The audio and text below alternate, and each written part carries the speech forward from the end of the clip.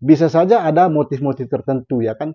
Bisa juga misalnya motif ingin untuk memeras ya kan. Misalnya ini ya kalau ada seperti itu.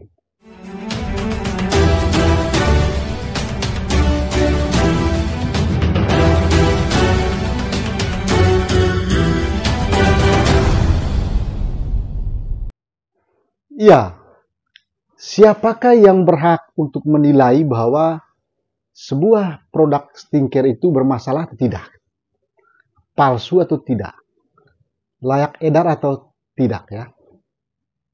Jadi dari segi aturan dan perundang-undangannya, yang berhak menilai bahwa sebuah produk skincare itu bermasalah, itu hanya Badan Pengawas Obat-obatan dan Makanan atau BPOM ya. Jadi lembaga ini lembaga non kementerian.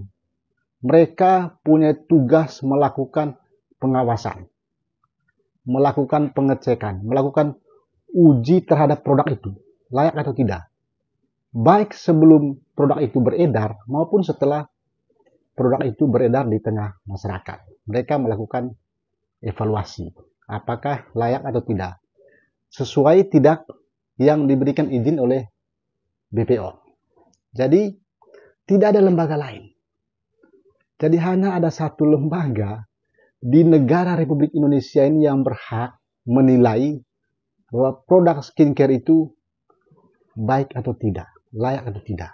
Hanya Badan Pengawas Obat dan Makanan termasuk skincare itu. Jadi mereka punya tanggung jawab penuh untuk sebuah produk. Jadi kalau negara sudah memberikan mandat, sudah memberikan tugas terhadap sebuah lembaga, itu artinya bahwa kita harus taat, kita harus patuhi. Jadi tidak ada orang lain, tidak ada orang per orang, kelompok di luar itu yang melakukan review, apalagi misalnya ya mengobrak-obrak terkait produk itu, bahwa produk itu tidak bagus, produk itu tidak layak. Tidak ada. Ya, tidak ada.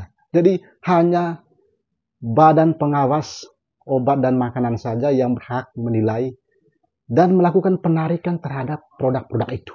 Tidak ada lembaga lain. Ya kan? Apalagi orang per orang ya. Jadi mengobok-obok ya kan, melakukan review bahwa produk ini tidak layak, produk ini tidak bagus.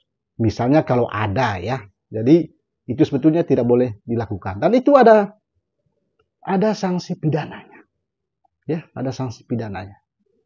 Jadi menurut saya kalau ada orang per orang atau kelompok misalnya ya kan melakukan review, memberikan sebuah kesimpulan terhadap sebuah produk ya kan tanpa melalui suatu kajian dari sebuah lembaga resmi, menurut saya pasti punya motif ya kan.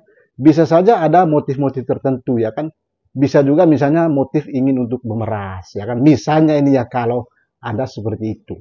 Jadi kalau kita menduga bahwa sebuah produk itu memang tidak layak ya kan, dari aspek kualitasnya mungkin ada bahan-bahan yang mengandung berbahaya juga, silakan melaporkan ke Badan Pengawas Obat dan Makanan.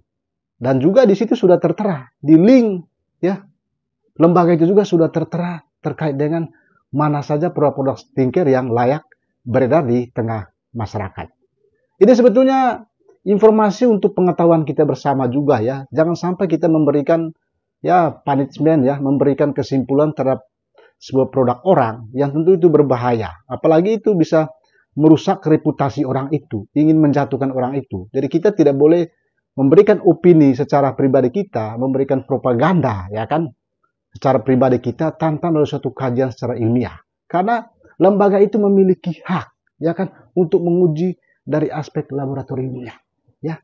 Jadi kalau ada orang yang berupaya untuk menjatuhkan orang lain dengan cara-cara seperti itu ya kan, mereview, mengobok-obok tanpa melalui suatu keputusan dari lembaga yang berwenang, menurut saya bisa saja ada niat tertentu ya, ada motif tertentu ya kan untuk melakukan pemerasan. Apalagi kalau akhir-akhirnya orang itu mengatakan bahwa ya kalau bisa tutup mulut saja daripada diobrak-abrik produk itu ya.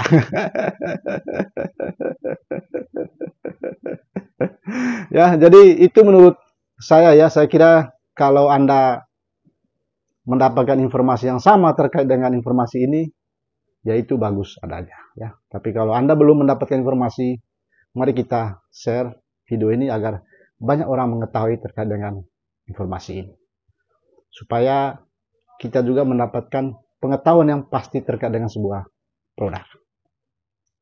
Sampai jumpa.